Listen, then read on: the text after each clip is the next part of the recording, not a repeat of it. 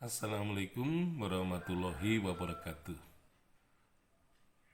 Adanya mata pelajaran PSBB, Pendidikan Sejarah Perjuangan Bangsa, yang diberikan kepada murid-murid sekolah dasar sampai sekolah menengah atas, yang kemudian disusul juga dengan mata kuliah PSBB untuk para mahasiswa.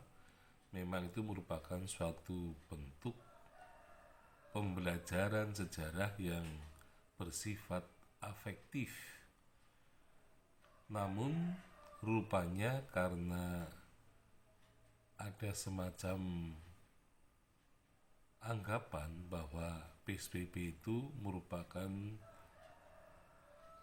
bentuk pembelajaran yang bernuansa politik dan kemudian lebih cenderung untuk melegitimasikan kekuasaan dari rezim Orde Baru, dan itu membuat para guru dan juga dosen merasa ragu-ragu untuk mengajarkannya,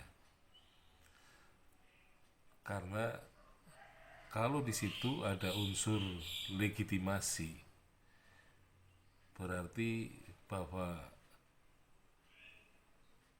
mata pelajaran atau mata kuliah itu ada kecenderungannya berisi tentang bagaimana murid dan mahasiswa itu untuk diarahkan suatu pembelajaran yang lebih bersifat ideologis. Nah, tentu saja pembelajaran seperti itu tidaklah positif, karena di situ terdapat semacam kepura-puraan dari murid, mahasiswa, bahkan guru dan dosen. Jadi di sini karena PSBB itu diamanatkan oleh GBHN, maka di situ pembelajarannya menunjukkan kepada tanda-tanda bahwa pembelajaran sejarah dalam bentuk PSBB itu bukanlah pembelajaran yang sehat, terutama bagi murid-murid maupun mahasiswa. Nah, karena itulah, karena lebih bermuatan politis, maka seringkali mata pelajaran atau mata kuliah PSBB itu dilecehkan oleh para guru dan dosen sebagai suatu hal yang sebenarnya hanyalah merupakan kepentingan sesaat dari Orde Baru. Nah, apalagi legitimasinya itu jelas-jelas menunjukkan kepada nilai-nilai perjuangan bangsa yang sangat terbatas, yaitu nilai-nilai dari angkatan 45, sehingga keterbatasan periode itu menunjukkan semakin jelas saja bahwa PSBB itu memuat muatan politik yang sangat kental. Jadi karena Soeharto sudah mengklaim dirinya sebagai angkatan 45, dan nilai-nilai yang diajarkan adalah nilai-nilai perjuangan angkatan 45. Nah, sehingga di situ semakin jelas saja bahwa PSBB itu memang bermuatan legitimasi yang sangat kuat, yaitu untuk melegitimasikan kekuasaan Orde Baru. Nah, sehingga mata pelajaran atau mata kuliah PSBB itu hanyalah merupakan semacam pengguguran kewajiban bagi guru dan dosen, karena di satu sisi materinya sebenarnya tidak begitu jelas, ya, meskipun jelas sekali tetapi sebenarnya maksudnya tidak jelas, karena pembelajaran itu memang bersifat afektif, ada unsur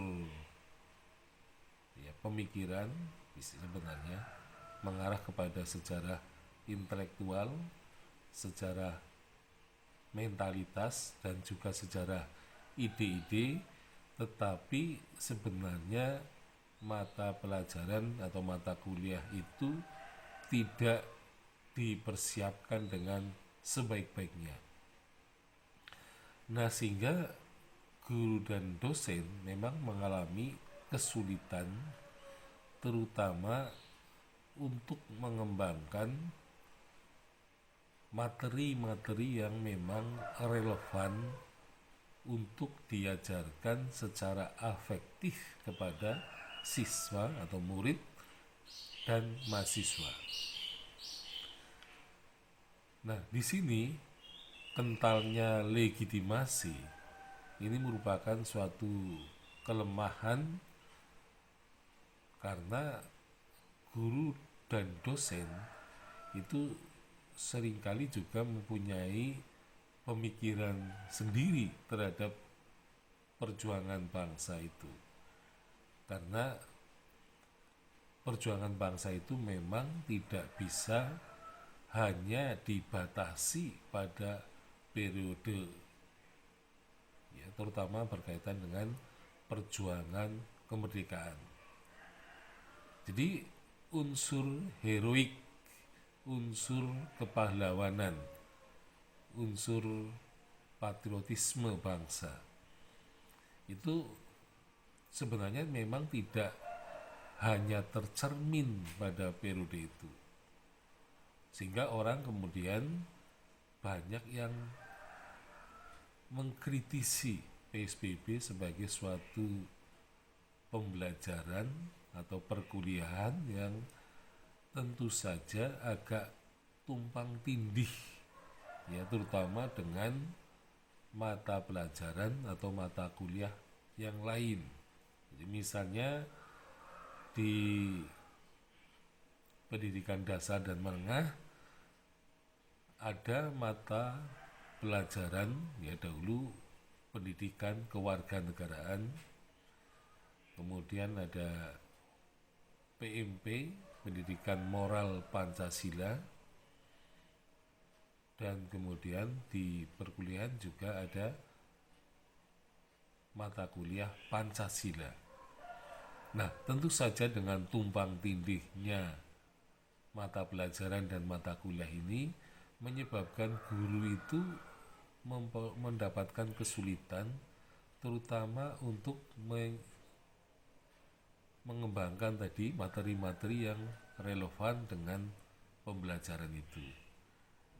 Jadi sebenarnya ketika suatu bangsa itu belajar sejarah, maka itu jauh lebih baik, ya, daripada membuat mata pelajaran yang lain yang menyebabkan siswa atau murid dan juga mahasiswa serta guru dan dosen ini akan tidak mudah untuk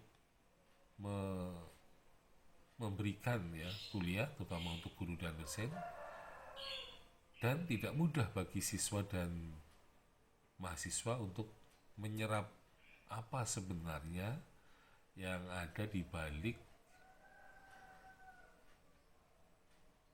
perkuliahan atau mata pelajaran atau mata kuliah dari pendidikan sejarah perjuangan bangsa.